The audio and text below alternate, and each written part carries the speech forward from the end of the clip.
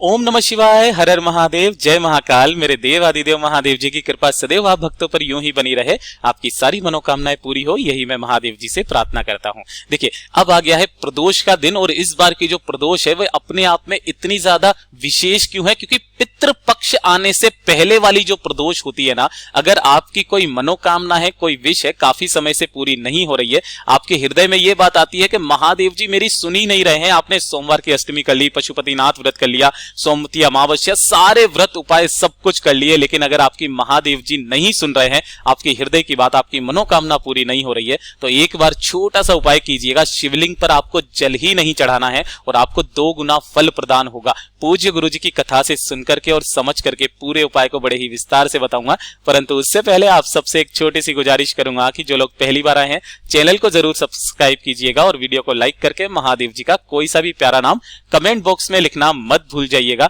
और इस वाले उपाय को करना मत चूक जाना, क्योंकि पितृपक्ष से पहले आने वाली जो प्रदोष होती है उसका बहुत बड़ा महत्व होता है।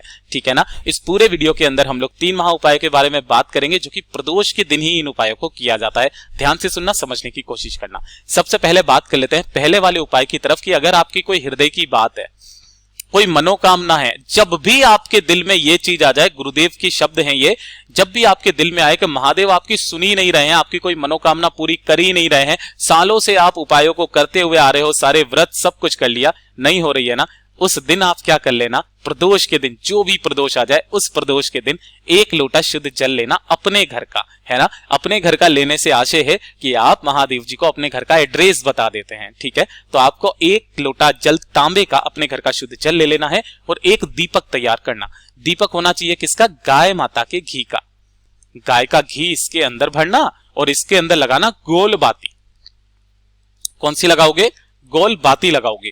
अब जो भी प्रदोष का दिन आ जाए ना, तो प्रदोष के दिन, प्रदोष काल में, यानी कि शाम का समय, जब सूर्यास्त हो रहा हो उससे आधे घंटे पहले और आधे घंटे बाद का जो समय होता है, अप्रोक्सीमेट 45 मिनट पहले और 45 मिनट बाद का समय, वो प्रदोष काल कहलाता है। उस वक्त में आपको इस उपाय को करना है। 1 लोटा शुद्ध जल, एक दीपक को लेकर के पहुंच जाना कहां पर? देवादिदेव महादेव जी के मंदिर शिवलिंग के पास। ठीक है, सबसे पहले जैसे ही आप यहां पर जाओगे, उत्तर दिशा यानी कि नॉर्थ डायरेक्शन की तरफ मुंह करके खड़े हो जाओगे। गुरुदेव ने आपको जल चढ़ाने का क्रम तो बताया ही होगा, ध्यान से सुनिएगा। सबसे पहले जो आपको उस 1 लोटे में से जल चढ़ाना है वो कहां पर चढ़ाना है? गणेश जी के स्थान पर। जो शिवलिंग का राइट हैंड वाला जो हिस्सा होता है ना, ये गणेश जी का स्थान होता है, यहां पर आपको समर्पित करना है। दूसरे नंबर पर थोड़ा सा जल आपको समर्पित करना होगा चढ़ानंद कार्तिकेय जी के स्थान पर। तीसरे नंबर पर जो जल समर्पित करोगे माता अशोक सुंदरी के स्थान पर, जो मोटी सी लाइन होती है ना शिवलिंग के बीच में, यहां पर। ठीक है ना? चौथे नंबर पर जो आप जल समर्पित करोगे, या जहां पर ये शिवलिंग जुड़ा हुआ रहता है, जहां पर ये मैंने गोला गोला बनाया है ना, ये होता है माता रानी का हस्तकमल, जिस पर शिवलिंग टिका हुआ रहता है, पार्वती मैया का हस्तकमल। आपको यहां पर जल समर्पित करना है चौथे नंबर पर। उसके बाद में आप शिवलिंग पर जल समर्पित करते थे, तो आप शिवलिंग पर जल समर्पित नहीं करना है आपको, है ना। जो लोटे में जल बचा है ना, उस जल को लेकर के और एक दीपक जो आपने लिया है, इसे लेकर के पहुंच जाना कहां पर? बेलपत्र पेड़ के पास में। जो भी आसपास बेलपत्र का पेड़ हो, पौधा हो, कुछ भी हो, अगर आपके घर में भी कोई पौधा लगा हुआ है ना, वहां पर भी आप इस उपाय को कर सकते हो। बस बेल का पेड़ या पौधा होना चाहिए।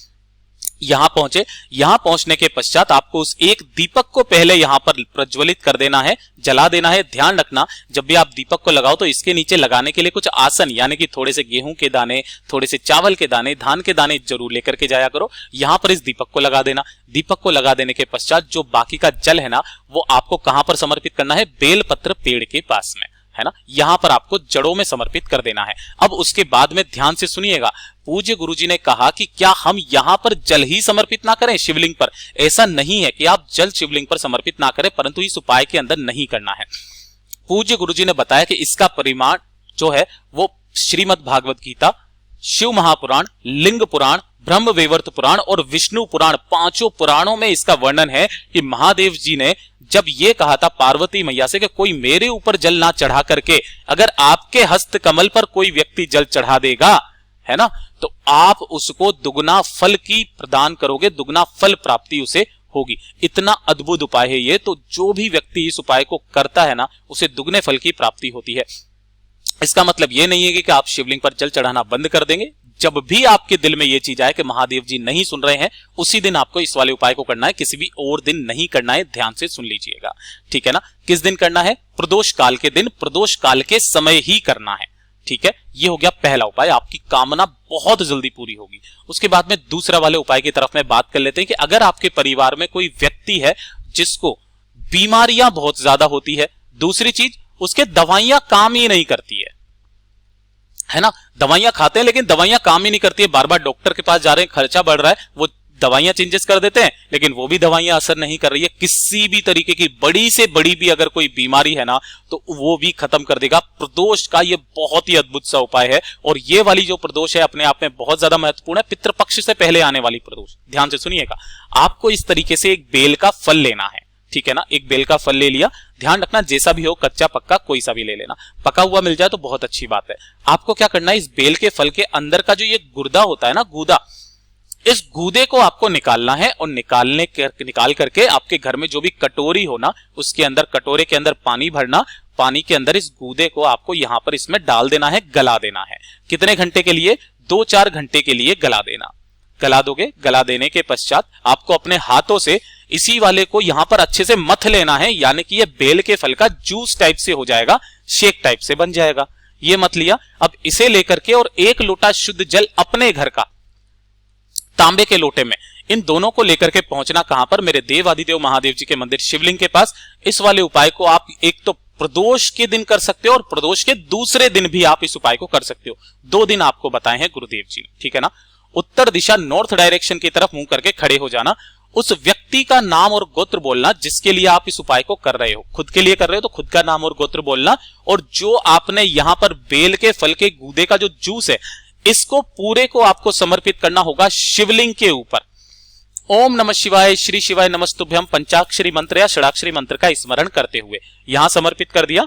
समर्पित कर देने के पश्चात 1 लोटा शुद्ध जल और समर्पित कर देना महादेव जी की शिवलिंग के ठीक ऊपर ही, और नीचे की तरफ एक पात्र जरूर लगा देना शुरुआत में ही। तो जो बेल का फल और जो जल का मिश्रण आपके इस वाले कटोरे में या कटोरी में इकट्ठा होगा ना, आपको ये कटोरी उठा करके अपने घर पर लेकर के आ जानी है। और जो भी व्यक्ति बीमार है या बीमार रहता है, दवाई खाने से आधे घंटे पहले आपको थोड़ा सा इसका आचमन करा देना है। क्या करना है? दवाई खाने से पहले थोड़ा सा इसका आचमन करा देना है, वही दवाइयां उनके काम भी करेगी और बहुत जल्दी उनके स्वास्थ्य में सुधार भी आने लगेगा। पूज्य गुरु जी का बहुत ही अद्भुत सा उपाय है, जरूर कीजिएगा। अब तीसरा उपाय सभी के लिए, इस वाले उपाय को करना मत भूल जाइएगा। सिर्फ और सिर्फ प्रदोष के दिन किया जाता है। सुबह करना चाहो सुबह कर लो, शाम को करना चाहो शाम को कर लो। अगर आपको लगता है आपकी किस्मत आपका साथ नहीं दे रही है, आपके विवाह के काम अटक रहे हैं, नौकरी के काम अटक रहे हैं, सारे काम अटक रहे हैं, अगर आपकी मनोवांछित फल की प्राप्ति नहीं हो रही है ना, तो ये वाला तो उपाय आपको प्रदोष के दिन जरूर करना चाहिए। एक बार आप इस उपाय को करके देख लीजिएगा, एक ही बार में आपका काम बन जाएगा। मैंने खुद ने भी किया था, मेरा भी काम बना था। आपको मात्र 1 बेलपत्र चाहिए जो कहीं से भी खंडित टूटी फूटी ना हो। ये चीज ध्यान रखना। नीचे यहां पर ये जो डंडी होती है ना, कई बार यहां से टूटी हुई रहती है, तो आपको टूटी हुई डंडी नहीं चाहिए, आपको पूरी एकदम अक्षत डंडी चाहिए। इसके नीचे का ये डूड भी होना चाहिए, ये गणमान्य का स्थान होता है। 1 लोटा शुद्ध जल ले लेना, ठीक है ना, और 1 लोटा शुद्ध जल लेकर के पहुंच जाना कहां पर? बेलपत्र पेड़ के पास में। शिवलिंग के पास नहीं जाना है, बेलपत्र पेड़ के पास में। उत्तर दिशा, नॉर्थ डायरेक्शन की तरफ मुंह करके आसन लगा के यहां पर बैठ जाना। बैठ जाओगे। 1 लोटा जल जो आप लेकर के आए हो उसे साइड में रख देना। अपना जो दाहिना हाथ है, मंत्रोच्चारण की स्थिति में आना। अपना जो दाहिना हाथ है, उस दाहिने हाथ पर आपको बेलपत्र रखना है। किस तरीके से बेलपत्र रखना है, क्रम ध्यान दीजिएगा। जो पत्ती रहेगी वो रहेगी आपकी बीच वाली उंगली पर, दोनों पत्तियां आपकी हथेली पर, और डंडी रहेगी आपकी तरफ। इस तरीके से आपको बेलपत्र रखना है। चिकना वाला हिस्सा नीचे की तरफ होना चाहिए। ऐसे करके अपने हाथ पर बेलपत्र रखना, और महादेव जी का जो भी मंत्र आपको आता है, चाहे ओम नमः शिवाय, श्री शिवाय नमस्तुभ्यम, पंचाक्षरी मंत्र, षडाक्षरी मंत्र, जो भी मंत्र आता है उसका 108 बार जाप करके अपना नाम और गोत्र बोल करके उस पेड़ पर ढोक दे करके इस बेल पत्र को लेकर और 1 लोटे शुद्ध जल को लेकर के पहुंच जाना देवादिदेव महादेव जी के मंदिर शिवलिंग के पास में। उत्तर दिशा नॉर्थ डायरेक्शन की तरफ मुंह करके खड़े हो जाना और जो आप एक बेलपत्र लेकर के आए हो उसे समर्पित किस तरीके से करोगे, ध्यान से सुनना कि जो डंडी रहेगी, अगर आप इधर की तरफ खड़े हुए हो तो डंडी रहेगी इस वाले उपाय में आपकी तरफ, ना कि जलाधारी की तरफ। डंडी रहेगी आपकी तरफ, बड़ी वाली पत्ती रहेगी आपसे विपरीत दिशा में, चिकना वाला हिस्सा रहेगा नीचे की तरफ।